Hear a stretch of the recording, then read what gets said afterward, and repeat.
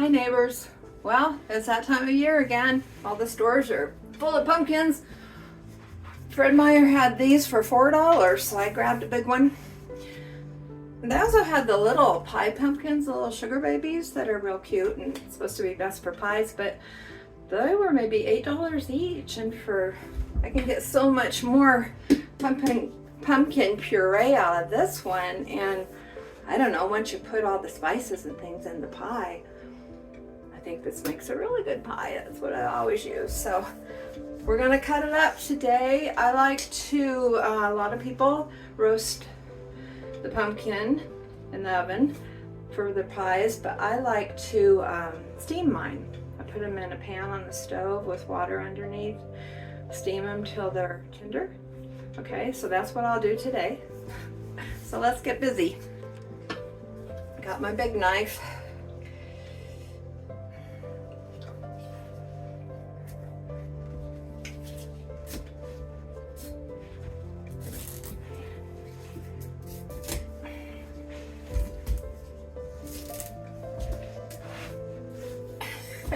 We usually save the seeds too for snacking. Okay. Whew. Paul's delivering Meals on Wheels today, or I'd recruit him to help with this. Okay, almost got it. Let's see if I can break it apart. Yes. There we go. Look at that. Now, I just take a spoon, start scraping. Just like that. Yeah, one went on the floor already. Into the bowl. I wish I'd gotten 2 of these, but I'll try to get back to the store and get another one, at least one more. I love to have the pumpkin puree in the freezer for baking.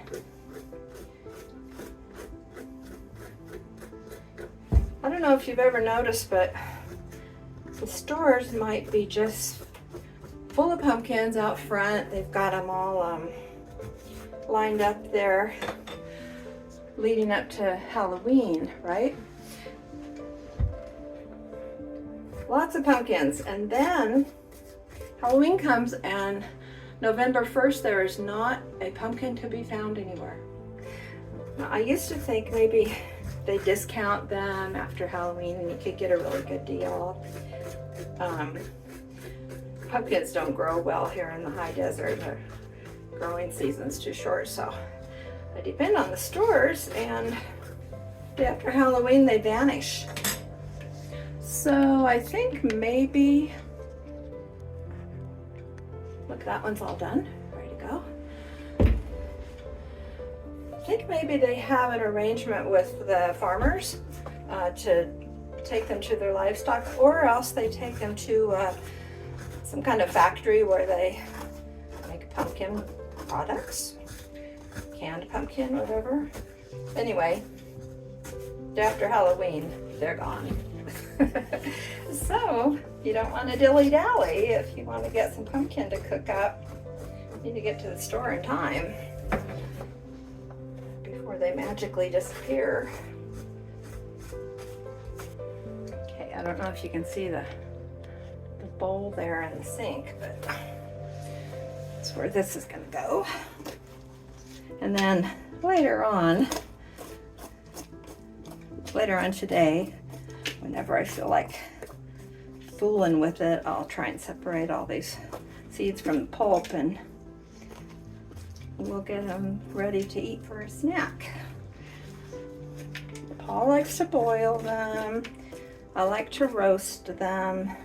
He likes to boil them and then put them in the oven. I like to leave all the pumpkin kind of film on them and roast them, because I think they're more flavorful that way. So to each his own. Whoa, lots of seeds though. Okay, a little piece there I didn't get. All right, looking good. What I'm going to do next, cut it into smaller pieces. I should cut this, if I can get this stem off.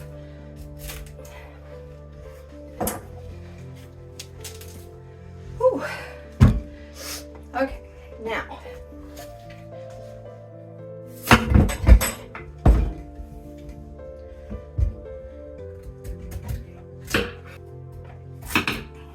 They wouldn't have to be cut as much, but the reason I do that, they fit into the pan a little bit better. Okay, so here's one of the pans. I've already got the water in it. Steamer basket, it's called. Okay.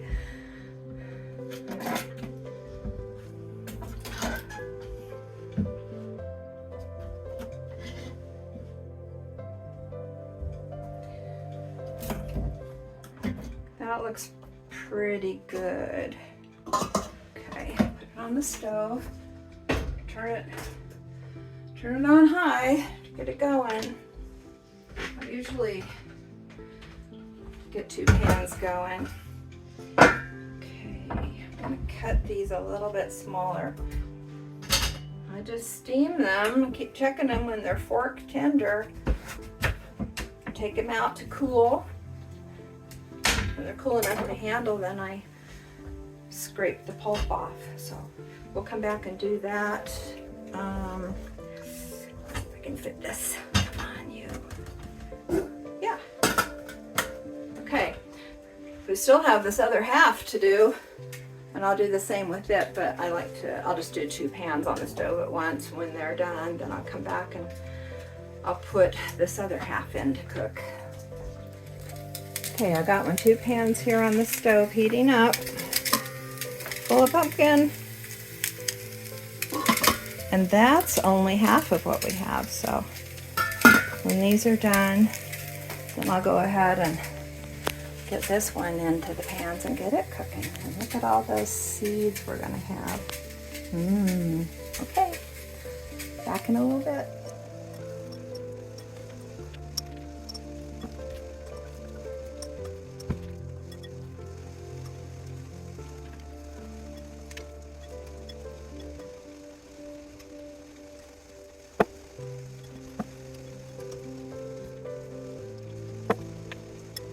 Seeds all separated from the innards here.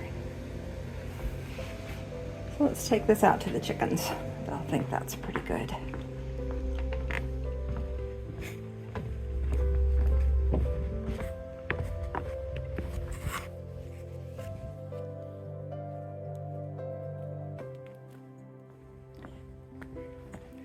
Hey girls.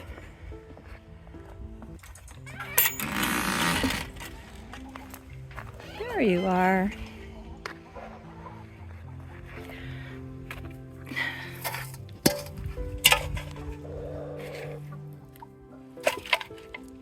Oh, look at that.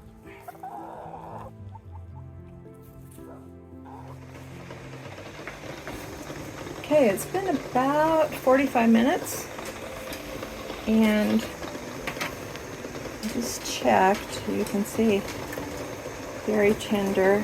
Okay, so I'm going to shut that off.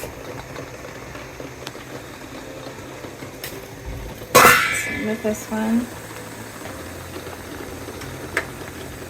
I'm going to get them over here to the sink and let them cool enough so that I can handle them. Alright, I replenished the water in the pans here. Okay, turn it back on. The other half of that pumpkin can get cooking. While this, it's all cooked, can cool for a little bit so I can handle it and scrape off the pulp. So, back in a bit. It's still pretty hot, so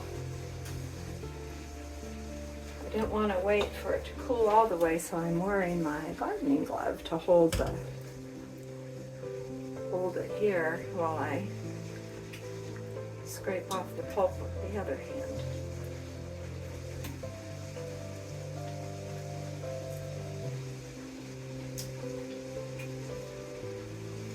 pretty hot still. Oop, like that.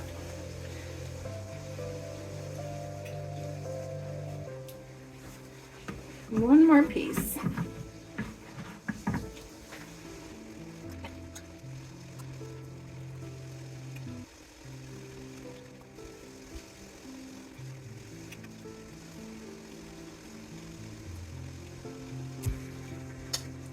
All right, look at that. When the other half is done cooking, we'll do the same with it. When it's all in the bowl, off the rind, then we'll puree it and get it ready to put in the freezer. So I'll be back in a little bit when the rest is done cooking.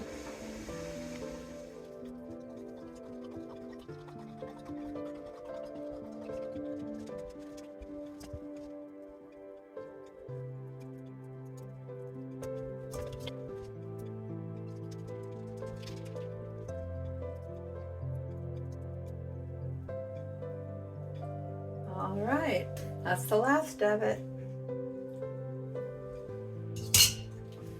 Beautiful bowl of pumpkin. Okay, I've got the food processor out here.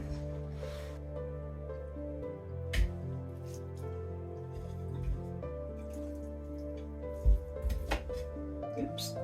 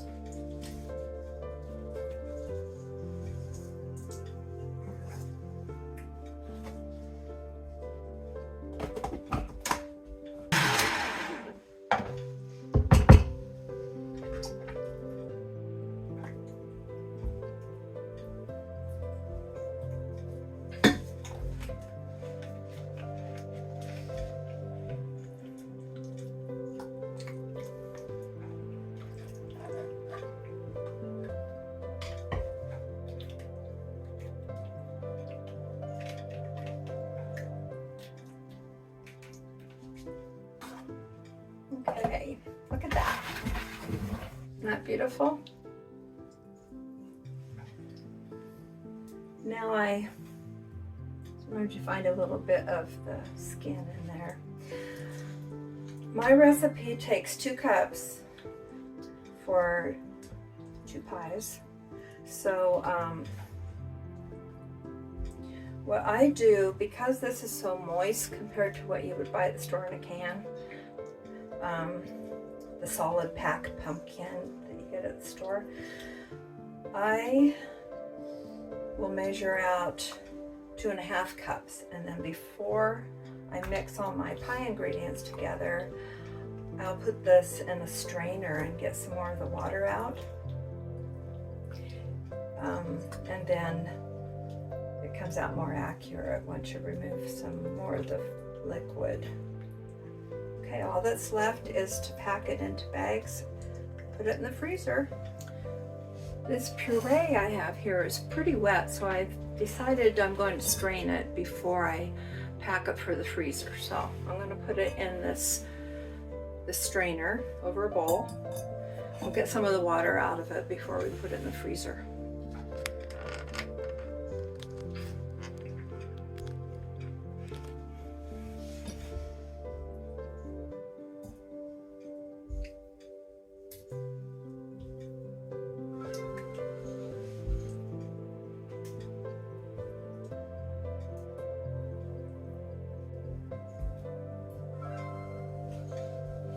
We'll just let it sit for a little bit and get some of the water out. You can see already quite a bit running through. So it'll be a lot nicer when we're ready to cook with it. It'll be nice to remove that water. Wow, look at all that water we got rid of. I think there might still be a little bit more, but I like to strain it right before I cook with it too, just after it comes out of the freezer. We're ready to bag it up. We're going to put, as I said, 2.5 cups. And that's for 2.5 cups for one pie. Okay, it takes 2 cups of pumpkin per pie, but we're going to add a little bit of extra with this homemade pumpkin puree. Okay.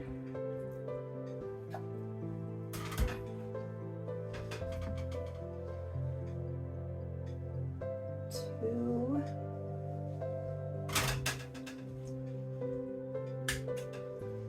No, I'm using a liquid measure, but that's okay. 2 cups.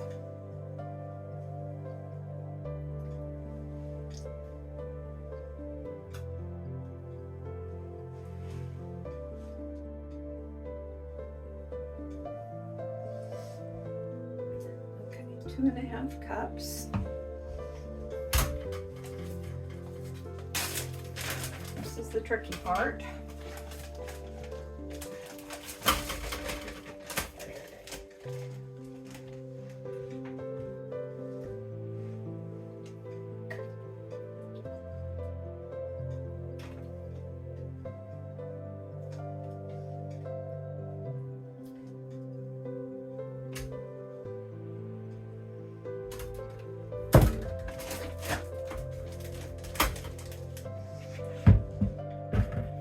See what I'm doing here. Try to get as much air out of it as I can. Now I don't need this big of a bag. This is what we had with these gallon zip bags, but I don't feel too bad about using an extra large bag because I do rinse them out. I wouldn't if I was putting raw meat in it, but for something like this, I rinse it out and use it again. Okay. But a quart size would work just fine. Okay, and I lay it on this cookie sheet, on this baking sheet, because we're going to put it in the freezer like that, and when it's frozen, we'll take it off the sheet and we'll be able to stack them up. Okay, here's another. Let's measure this out.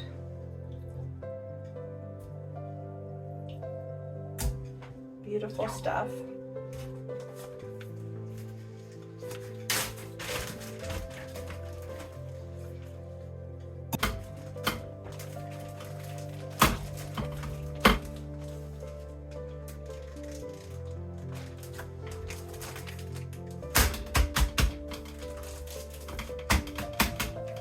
Okay, it's enough for 2 pies.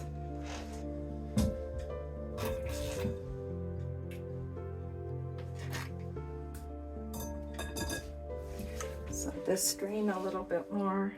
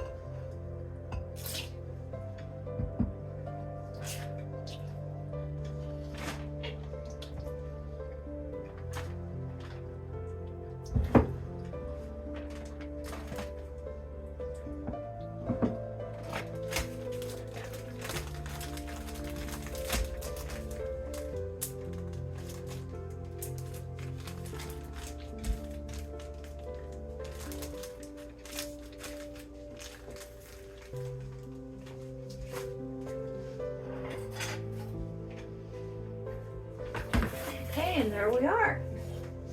We have enough pumpkin for 1, 2, 3, 4, 5 pies. I'm not going to bother labeling them because I know what it is. If I was to process some other squash that was similar, then I could label it. But this is our pumpkin. Probably use it for pies, but it's good for pumpkin bread, pumpkin muffins, other things, but we love our pumpkin pies, so I'm going to put it in the freezer. And then when these are all frozen hard, then I'll take off the baking sheet and just stack them up. That was fun. I feel like I accomplished something this morning. Thanks for joining me, and hope to have you back sometime when I'm making a pie.